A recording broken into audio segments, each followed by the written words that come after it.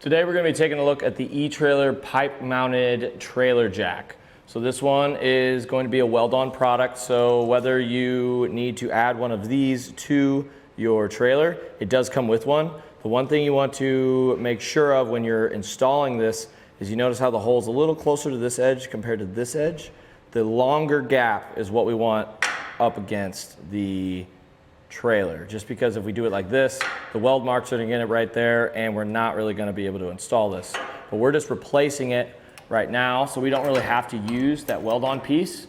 So if you have a trailer that already has one on there, you just want to make sure that the outer diameter of the Weld-On piece is about 2 1/4 inches, and that's going to allow it to fit on there nice like.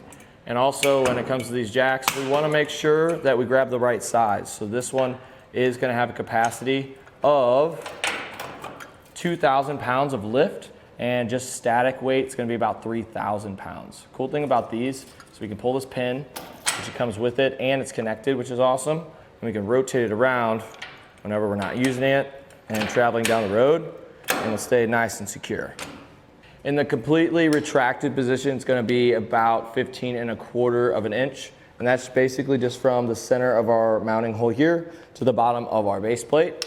But then when we crank it all the way up, it's going to have a measurement of 30 1/8 inches in its completely extended position, giving us about 14 7/8 inches of total travel.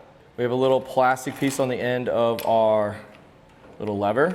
So that's going to rotate as we start to either extend or retract this. And it is going to have a radius of 6 1/2 inches. And looking down at our tube, the outer tube is powder coated, so it's not going to rust away over time. And the outer tube is about 2 1/4 inches in diameter.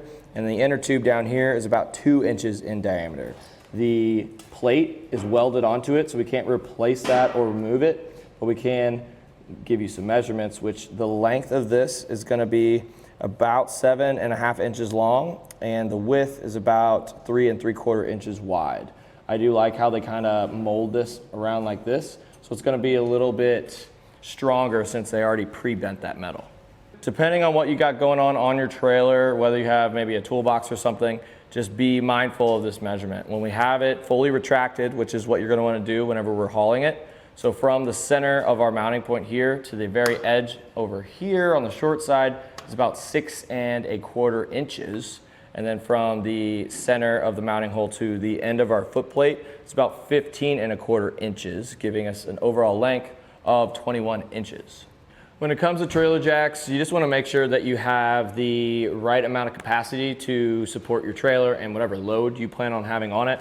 Also, you do just want to make sure that you grab one that comes with this if you don't have one for your trailer, and if you do, just match it up at the same size that you need.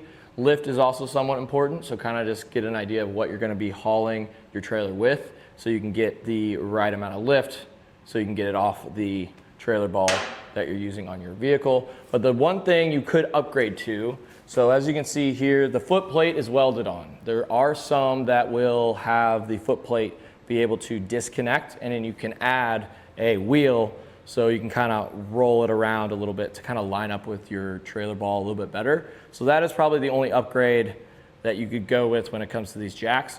But at the end of the day, I think it's going to be a great option for you. Again, this was the eTrailer pipe mounted trailer jack, and I'm Adam with eTrailer.